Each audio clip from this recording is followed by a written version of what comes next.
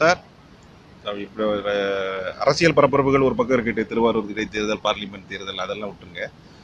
ரஜினிகாந்தை இப்போ எல்லாருமே அரசியலுக்கு வாணி கூப்பிடுறது இல்லை. இப்போ அவர் படங்கள் கொடுக்க ஆரம்பிச்சிட்டார். திரும்ப சூப்பர் ஹிட் படங்கள்லாம் கொடுத்துக்கிட்டு இருக்கார். அப்படி அவரோட பெரிய எதிர்பார்ப்பில் வந்த படம் பேட்டை இன்னைக்கு ரிலீஸ் ஆயிருக்குது. அது வந்து ஒரு பெரிய எதிர்பார்ப்பை எடுத்துன படம் கண்டிப்பா. ஏன்னா ரஜினிகாந்த் இளமை கூட்டணியோட சேர்ந்திருக்கிறார். அவர் எப்படி தலைமுறை இடைவெளி அவரால் தக்க வைக்க முடியுது? ஏன்னா தலைமுறை இடைவெளிங்கிறது பெரிய விஷயம் சார். எல்லாராலையும் அது வந்து எல்லா தலைமுறையோடையும் ஒத்து போயிட முடியாது. அவர் எப்படி ஈடு கொடுத்து நடிச்சிருக்கிறார்? அப்ப இருந்த சூப்பர் ஸ்டார் இன்னும் சூப்பர் ஸ்டாராகவே இருக்கிறாரா? படம் எப்படி வந்திருக்கு? படத்தை பொறுத்த வரைக்கும் சார், ரஜினி படம் எப்படி இருக்குன்னு ஒரு ரசிகர்கள் விரும்புவாங்களோ அதில் அச்சரம் பசகாம 100 விழுக்காடு திருப்திப்படுத்துகிற அளவுக்கு அழகான அருமையான ஒரு படத்தை கொடுத்துருக்காரு கார்த்திக் சுப்பராஜ். அந்த வகையில் பார்த்தீங்கன்னாக்கா வந்து பேட்டை வந்து உண்மையிலே தெரிக்க விட்டுருக்காங்க. இந்த ஹோல் டீமுமே ரொம்ப அர்ப்பணிப்போட ஒரு ஒர்க் பண்ணியிருக்காங்க. ரஜினியை புரிஞ்சு ரஜினியை ரசித்து ஒரு காட்சியிலையும் செதுக்கியிருக்காங்கன்றது நல்லா தெரியுது. பொதுவாக மலேசியாவில் தான் நம்ம இருக்கிறோம். மலேசியாவில் படம் பார்த்துருக்கோம். மலேசியாவில் அந்த ஸ்பெஷல் ஷோலாம் ரொம்ப அதிகமாக இருக்குது.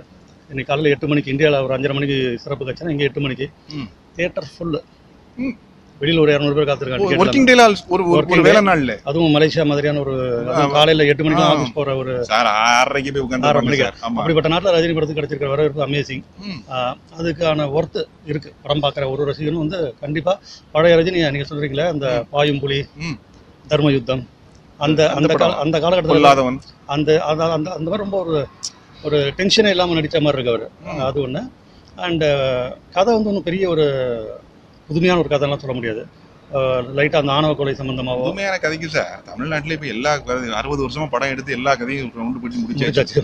அதனால இனி கதையே இருக்காது. இனி வர கதைகள் இந்த மாதிரி வந்து நம்ம வந்து ஒரு சர்ச்சைக்கு பேசணும்னு சொன்னாக்கா அட்லி வந்து இப்போ ஒரு 3 நாள் படத்தை கலந்துக்கிட்டு எடுத்தார் இல்லையா?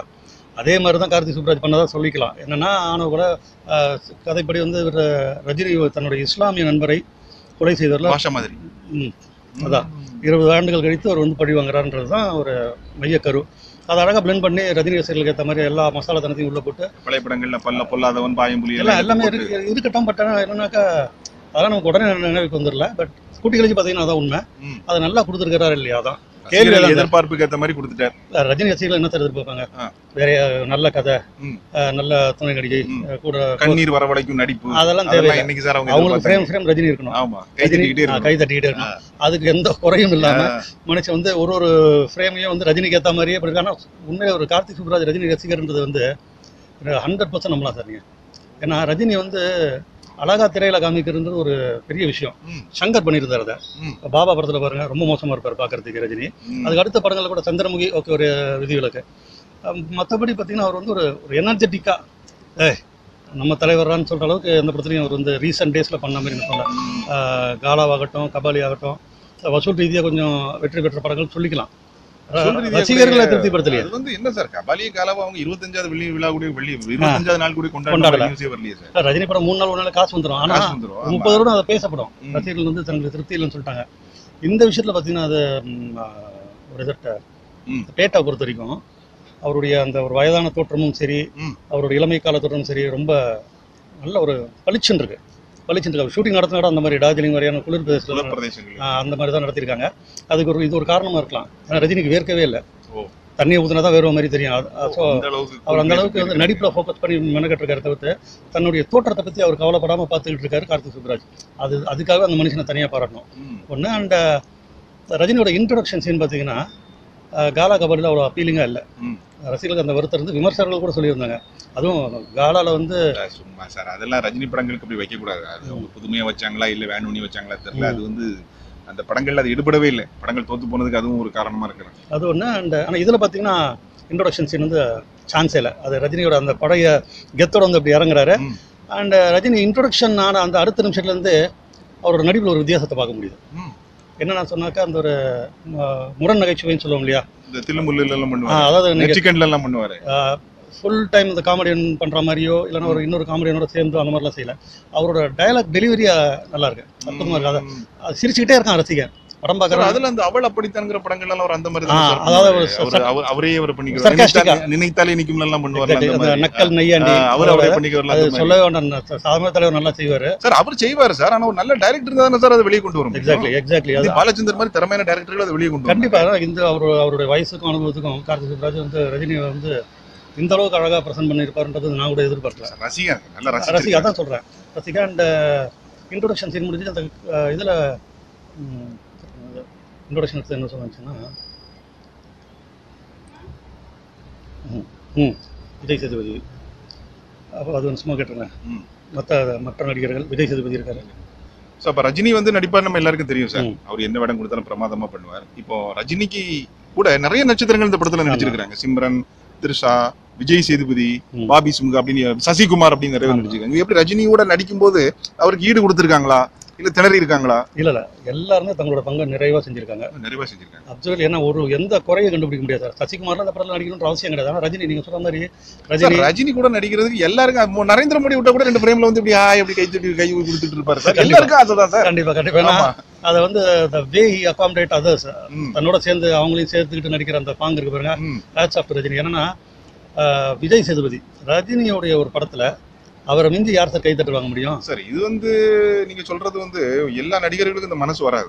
நம்ம பழைய நிறைய படங்கள் பார்த்திருக்கோம். ஒரு நடிகர் இது யான் படங்கும் போது ஒரு சவாலான நடிகர்களை வந்து சேர்க்கறது ரொம்ப யோசிப்பாங்க. ரஜினி அவர் படமா இருந்தாலும் கூட இளைஞர்களை கூப்பிட்டுருக்காரு. அதுல திறமையான விஜய் சேதுபதியிலும் கூப்பிட்டுருக்காரு, தட்டி கொடுத்துருக்காரு. நம்ம திரும்ப சொல்றோம், இந்த கலைஞர் கருணாநிதிக்கு பிறகு ஒரு பெருந்தன்மையான ஒரு குணம் இருக்கு சார் தொழில், அதாவது இந்த சினிமா விஷயங்கள்ல. நிச்சயமா சார். ஏன்னா இப்போ விஜய் சேதுபதி பாருங்க, அந்த இன்ட்ரோடக்ஷன் சீனு ரஜினி படத்தில் ஒரு 40 நிமிஷம் கழிச்சு இன்ட்ரோடியூஸ் ஆகிறாரு. தியேட்டர் முழுக்க தெரிக்குது, அப்படியே அவ்வளோ ஒரு அப்ளாஸ் அவரோட இதுக்கு. ரஜினி அதை வந்து உண்மையிலே அவருக்கும் ரசிகர்கள் இருக்காங்க. கண்டிப்பா வந்து அப்படி இன்ட்ரோடக்ஷன் சீனு, அதுக்கு பிறகு ரஜினியோட ஒரு இன்ட்ராக்ட் பண்ணுற சீன்ஸ்லாம் பார்த்தீங்கன்னா 2 பேர் நடிப்பு போட்டி போட்டு நடிச்சிருக்காங்க. இதில் ஒரு விஷயம் உங்களுக்கு சொல்கிறேன். இப்போ ரஜினிகாந்த்ங்கிறது பெரிய ஃபிலிம், பெரிய ஒரு இடம். விஜய் சேதுபதி எல்லா படத்துலயும் கிடைக்கிற சீன்ல சிக்ஸர் அடிச்சுட்டு போயிருவார். அது ரவுடியோ தாதாவோ போலீஸோ கிடைக்கிற சீன்ல சிக்ஸர் அடிச்சிருவார். குறிப்பிட்ட காட்சியில இப்போ ரஜினிகாந்தோட நிற்கும் போது அது எப்படி தெரியுது? அவர் பெருசா, இவரோட இடம் பெருசா இருக்கா? அவர் போட்டி கொடுத்திருக்காரா? இப்படி ரஜினி கிட்ட தான் அடங்கி போகணுன்றத வந்து ஒரு புரிஞ்சு வச்சிருக்காரு. எல்லாம் டைரக்டர் சொன்னதால அந்த பாடி லாங்குவேஜ் வந்து அவர் மேலே கொஞ்சம் ரொம்ப அந்த ஒரு பணிவு தெரியுது. பட் இருப்பினும் அதெல்லாம் மீறி பார்த்தோம்னு சொன்னாக்கா அவரோட டைலாக் டெலிவரி, ரஜினி வந்து இவ்வளோ வருஷம் அனுபவத்தில் அவர் பேசுறது, இவ்வளோ ரசிகர் கூட்டத்துக்கு வந்து அவர் மேய்க்கிறது பெரிய விஷயம். பட் விஜய் சேதுபதி வந்து என்னன்னா ஒரு குறிப்பிட்ட காட்சியில் ஒரு வில்லன் கிட்ட கேட்பாரு. வில்லன் தான் அவரோட அப்பா. ஏய் நீ நான் பெத்தியா இல்லையா அப்படின்னு கேட்பாரு. அந்த ஒரு காட்சிக்கு ரஜினியே கிளாப் தட்டுவார். நான் மனுஷன் வந்து அந்த ஒரு சின்ன ரோலை உள்வாங்கிட்டு அதை வந்து ஒரு பிரம்மாண்டப்படுத்தி காட்டுறாருல. ஒரு பெரிய பிரம்மாண்டமான ரோல் இருக்கு, பிரம்மாண்டமான ஒரு காட்சி அமைப்பு இருக்கு, ஒரு செலவு, அது வந்து தனி பாகுபலி மாதிரி. இது வந்து என்னன்னா ஒரு சாதாரண ஒரு ரோல், வில்லனுக்கு ஒரு கிட்டத்தட்ட அடியாள் மாதிரி மூத்த மகன் ஒரு கேரக்டர். அதில் இப்போ ஒருத்தர் நடிச்சு அதுவும் சூப்பர் ஸ்டாருக்கு எகென்ஸ்டாக வந்து பேர் வாங்குறாருன்னா நடிகண்டா நீ. அது ரஜினி சொன்னது தான், அது உண்மை. அண்ட் மற்றபடி பார்த்தீங்கன்னாக்கா ஹீரோயின்ஸு மொத்தம் 3 heroines, Simran, Trisha and Megha Akash. Sir இன்னொன்று இந்த இடத்துல ஒன்று கவனிக்கணும். இப்போ ரஜினிக்கும் விஜய் சேதுபதிக்கும் சில ஒற்றுமைகள் உண்டு. எப்படின்னு கேட்டீங்கன்னா 2 பேருமே கருப்பு. ரஜினி தொடக்க காலத்துல எல்லா பாத்திரத்திலையும் நடிப்பார். வில்லன், காமெடியன், அடி வாங்குற கேரக்டர் விஜய் சேதுபதி. இல்ல நான் சொல்றது இளபதிகளை நீங்க பாத்திருப்பீங்க. ரஜினி வில்லனா வருவார், நினைத்தாலே இருக்கும்ல காமெடியனா வருவார், திடீர்னு குடிகாரன அடி வாங்கிட்டு இருப்பார், பூனா ஒரு கேள்விக்குறியில அப்பாவி பையனா இருப்பார். அதே மாதிரி விஜய் சேதுபதி அதே மாதிரி தானே சார் எல்லா வேடங்களையும் நடிச்சுட்டு தானே வர்றாரு. உண்மையிலே சார் 2 பேருக்கும் அந்த ஒரு பொருத்தம் இருக்கு பாத்தீங்களா. விஜய் சேதுபதி இந்த ரோலுக்கு அவர் தான் பொருத்தமான தேர்வு செஞ்சிருக்காரு பாருங்க, கார்த்திக் சுப்ராஜ். அதுக்காக அவருக்கு ஒரு தனி அப்ளாஸ் கொடுக்கலாம். ரஜினி பழைய படம் பாடுங்க சார். அவளை படித்தான ரஜினிகாந்த் கொஞ்சம் சீன்ல வந்தாலும் அந்த சீன் நிக்கும், அந்த சீன்ல தூக்கி அடிச்சிருப்பாரு சார். கூட நிக்கிற எல்லாரையும் தூக்கி அடிச்சிட்டு அவர் தான் சார் நிப்பாரு. அண்ட் சிம்ரன், பாபி சிம்ஹா, சசிகுமார் ஒரு சின்ன ரோல்ஸ். அதுக்கு அவங்க தான் நடிச்சிருக்கணுமான்னு கேட்டா அவசியம் இல்லை. ரஜினி படத்துல இந்த மாதிரியான ஒரு ஸ்டார் ஸ்டட்டட் இதுவா இருக்கு, அவங்க ரோலை நல்லா பண்ணிருக்காங்க. கண்டிப்பா அதுல மாற்றம் இல்லை. ரஜினி தான், ரஜினியோட ஃப்ரெண்ட் அந்த இஸ்லாமிய நண்பராக தான் சசிகுமார் வர்றாரு. அண்ட் ஸ்லிம்ரன் சொல்லுவோம் தெரியுமா, ஸ்லிம்மா இருக்காங்க, இன்னும் அப்படியே மெயின்டைன் பண்றாங்க. 90களில் பார்த்த சிம்ரன் மாதிரி அதே மாதிரியே தான் இருக்காங்க. அதே மாதிரி இன்னும் அதே நளினம், அதே கவர்ச்சி, அவங்க அவங்க தன்னை வந்து வெளிப்படுத்துறது எல்லாமே ரொம்ப நல்லா இருந்துச்சு. த்ரிஷா ரொம்ப அவங்க எதுக்கு ஒத்துக்கிட்டாங்கன்னு தெரியல. இந்த ஒரு படம்னா யாரு வேணாலும் ஒத்துக்கிடுவாங்க. அதனால ஹீரோயின்ஸ்க்கு பரவாயில்ல. பட் விஜய் சேதுபதி வந்து ஒரு நல்ல வெயிட்டான கேரக்டர் இருக்கு. த்ரிஷா வந்து 4 சீன் வராங்க. ஓகே, ஒரு குடும்ப பாங்கான ஒரு லேடி, அந்த ரஜினியோடைய ஜோடி அப்படின்றது வந்து நீங்கள் சொன்ன மாதிரி அது விருப்பப்பட்டு தான் நடிச்சிருக்காங்க. அவங்களோட பங்கையும் அவங்க நிறைவா செஞ்சுருக்காங்க. அண்ட் மெயினாக பார்த்தீங்கன்னா விஜய் சேதுபதி ரஜினிக்கு அடுத்து வில்லன் நவாசுதீன் சித்திக். நவாசுதீன் சித்திக் அப்படின்ட்டு ஒரு ஹிந்தி நடிகர். ரஜினி படத்தில் நீங்கள் அவருக்கு இணையா நடிக்கணும், பாடி லாங்குவேஜ் மெயின்டைன் பண்ணணும், அதெல்லாம் ஒன்றும் அவசியமே இல்லை. மனுஷன் வந்து வில்லத்தனத்தை கண்ணிலே செய்கிறாரு. அவர் வந்து ஒரு சைலண்ட் இன்னும் பெட்டராகவே இருக்கு. என்னன்னா ரகுவரன் கூட கொஞ்சம் டயலாக்லாம் பண்ணுவார், இன்னும் அந்த மாதிரி இருக்கு. இவர் அதெல்லாம் எதுவுமே எந்த விதமான ஒரு ஆர்ப்பரிப்பும் இல்லை, ரொம்ப சைலண்டாக இருப்பார். அந்த கடைசியாக வந்து ரஜினி குடும்பத்தையும் சசிகுமார் குடும்பத்தையும் பழி வாங்கின பிறகு இறந்து கிடக்கிற சடலங்களுக்கு மத்தியில் ஒரு ஒரு 2 minutes அவர் தவறு ஒரு பாடியாக வந்து தேடுவார். ரஜினி இருக்காராங்க, ரஜினியோட பேர் பேட்டா எங்கே இருக்கியா அங்கே இருக்கியா அடி பலமா அப்படின்னு ரஜினி இமிட்டேட் பண்ணுவார். அது வந்து உள்ளுக்குள்ள வந்து பார்க்குற ரசிகர்கள் ஒரு பெரிய கோவம் வருது பாருங்க. அதான் அந்த மனுஷன் நிற்கிறான். ரசிகர் இல்ல மேல கோபப்பட்டாங்கன்னா நடிப்பு வெற்றி தானே சார். அது பதப்பதைக்குது. இந்த ரஜினி படம்னாலே சார் இப்பவும் இந்த அரசியல் இருக்குமே, அவர் ஏதாவது வசனங்கள்லாம் பேசுறாரு அதிகம். இதில் வந்து அதான் கோட்டை உன்னோட கோட்டையில் என்னுடைய பேட்டன் வில்லன் கிட்ட சொல்றாரு. ஓகே, அதில் ஒன் ஆஃப் த டைலாக் அது. அண்ட் மெயின் அந்த ராமன் ஆண்டாலும் ராவணன் ஆண்டாலும். ஓ சார், அது அந்த ஒரு பாட்டே போதுமா சார்? அப்புறம் அரசியல் எப்படி சார் நீங்க சொல்லுங்க? சொத்துக்கு ஒரு சோறு பதம். அதாவது இந்த பாட்டு எப்போ முள்ளுமலம்ல எழுதினாங்க அப்படின்னா கண்ணதாசன் தான் அந்த பாட்டு எழுதினாரு. அது எம்ஜிஆர் அரசியலுக்கு வந்திருந்த காலம். சில சர்ச்சைகள் இருந்தது. சர்ச்சைன்னு ஒன்றும் இல்லை, எம்ஜிஆர் திரையுலகை கட்டுப்படுத்துகிறாரா அப்படிங்கிற மாதிரி சர்ச்சை வந்துகிட்டு இருந்தது. கண்ணதாசன் ஏற்கனவே அரசியல்ல இருந்து எம்ஜிஆர் எல்லாம் எதிர்த்து அரசியல்லாம் பண்ணிட்டு அவரு வந்து அரசியலே வேண்டாம் நீ கொஞ்சம் ஒதுங்கி இருந்த காலம். அப்பந்தான் அந்த பாட்டு ரஜினிகாண்டி எழுதுறதுக்கு கண்ணதாசன் கிட்ட சொல்றாங்க. அவரு அரசியல் கவனிக்கிறார், அவரோட நிலைமையை கவனிக்கிறார், திரையுலக விஷயங்களை கவனிக்கிறார். யார் ஆண்டா என்னடா, நான் தான் என் தோட்டத்துக்கு ராஜா, யாரும் எதையும் ஆண்டுட்டு போட்டோம். அந்த வரிகளை கவனிக்க நல்லா இருக்கும். என் தோட்டம் பொண்ணா விளையும் பூவா விளையும், நான் வந்து யானையை கொண்டா குதிரையை கொண்டா நான் தாண்டா ராஜா. தமிழகம் தான். அதே மாதிரி இப்ப கமலஹாசன் சாரி இப்ப ரஜினிகாந்த் என்ன சொல்ல வர்றாரு அப்படின்னா, யாரும் முதலமைச்சரா இருந்துட்டு போட்டோம், எவரோ ஆண்டுட்டு போட்டோம், எனக்கு கவலையே கிடையாது. ஏன் ஏரியா இதுதான், இது பொண்ணு குளிக்கும் வைரம் குளிக்கும், இதுல நான் தான் ராஜா, இது என்னோட ஏரியான்னு முடிக்கும். ஒரு சில விஷயங்கள் பார்த்தோம்னாக்கா ரஜினிகாந்த் விஷயத்துல முன்ன அவர் 2 விதமா அவரை வந்து கவனிக்கலாம். நம்ம ஒன்று, அவர் தனக்கு தேவையான டைரக்டர்ஸ் வந்து செலக்ட் பண்ணி தன்னோட படத்தை இயக்க வச்சு அவங்க கிட்ட இருந்து இருக்கிற சில விஷயங்கள் அவர் எடுத்துக்கிட்டார். இப்போ காலம் கொஞ்சம் மாறி போய் என்ன இருக்குன்னா, சில டைரக்டர்ஸ் அவருக்கு தேவையானதை கொடுக்குறாங்க. கார்த்திக் சுப்ராஜ் கொடுத்துருக்காரு. ரஜினிகிட்ட ஸ்டைல் இருக்குது, மாஸ் இருக்குது, எல்லாமே ஓகேங்க.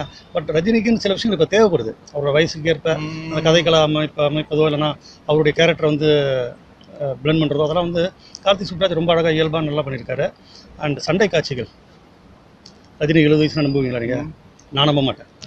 ஏன்னா அவர் இன்னும் இடத்துல அடிக்கிறார், அதெல்லாமே அந்த வழக்கமான செட்டப் தான்.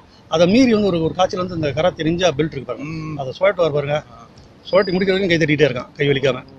ஸோ அதெல்லாம் ஒரு 69 கம்பு எல்லாம் சுற்றுவார் அந்த மாதிரி 69 வயது மனிதர் 70 வயசு வந்துருச்சு கிட்டத்தட்ட. அவர் வந்து நீங்கள் 45 வயசு நம்பணும்னு சொன்னால் அது கொஞ்சம் கஷ்டமான விஷயம். பொதுவாக சொல்லணும்னா தமிழ்நாட்டில் சில விஷயங்கள் இருக்கு. திருவிழானா இப்படிதான் நடக்கணும், கொடியேற்றணும், மேலாடிக்கணும், இப்போ லைட் எல்லாம் போட்டு டெக்கரேட் பண்ணணும், அப்படி இருந்தால் திருவிழா. சும்மா புரட்சிகரமான திருவிழான்னு ஒண்ணுமே சாத்தியம் கிடையாது. தேர்தல்லாம் சில கலாச்சாரங்கள் இருக்கு. அப்படி பேனர் அடிக்கணும், வேட்பாளர் வரணும், ஊர்வலம் போகணும், கும்பிடணும், ஒரு கலாச்சாரம். ரஜினி படம்னாலும் அந்த மாதிரி ஒரு கலாச்சாரங்கள் இருக்கு. அவருக்கு இப்படிதான் கதை இருக்கணும், இப்படி இருந்தாதான் மக்கள் ரசிப்பாங்க. அப்படி இருக்கு. எத்தனை அதாவது என்ன சொல்றீங்கன்னா, எத்தனை இப்ப நம்ம ஒரு வழக்கு கோயில்களும் நடத்த திருவிழாவே தான் திரும்ப நடத்துறோம், இழுத்து தெரிய தான் எடுக்கிறோம். எல்லாரும் என்னப்பா போன வருஷம் எடுத்து தர இந்த வருஷம் எடுக்கிறீங்கன்னு சொல்றானே. அது மாதிரி ரஜினிகாந்த் படம் அது பாஷாவோ இல்ல பாஷா சாயலோ இல்ல பொல்லாதவன் சாயலோ எதுவும் இருந்துட்டு போட்டோம், எங்களுக்கு தேவை இதுதான் அப்படின்னு ரசிகர்கள் விரும்புறாங்க. டைரக்டர் அதை ரொம்ப நீட்டா ஸ்டடி பண்ணிருக்காரு. அது வந்து ரஜினிகிட்ட அவர் என்ன சொல்லிருப்பாருன்னு தெரியல. அதனால மக்களுக்கு ஒரு ரஜினி திருவிழா ரெடி. அவர் ரசிகர்கள் திருவிழா ஆரம்பிச்சாச்சு. எல்லாரும் கூட்டமா படையெடுக்க வேண்டியதா. நண்பர் என்ன சொல்லுகிறார் என்றால், இது ரஜினி ரசிகர்களுக்கு மிக பெரும் திருவிழா. ரொம்ப காலமா ஒரு 7 வருஷமா காணாம போன ஒரு ரஜினியோட ஹிட் படங்கள் இந்த வருஷம் அவங்களுக்கு வருஷ தொடக்கத்திலேயே கிடைச்சிட்டு. கண்டிப்பா. அதனால அவரு அரசியல் அது வேற, ஆனா அவர் சினிமாவில் 40 வருஷமா நான் தான் நம்பர் 1 அப்படின்னு சொல்லி மறுபடியும் இந்த வயசுல என்னால எந்த இயக்குநர்கள்ட்ட என்னால வெற்றி கிட்டுகளை கொடுக்க முடியும், எத்தனை இளமையான நடிகர்கள், எத்தனை தலைமுறை வந்தாலும் என்னால இணைஞ்சு பணியாற்றி வெற்றி கொடுக்க முடியும்னு ஒரு பெரிய விஷயங்களை அவர் சாதிச்சிருக்கிறார்.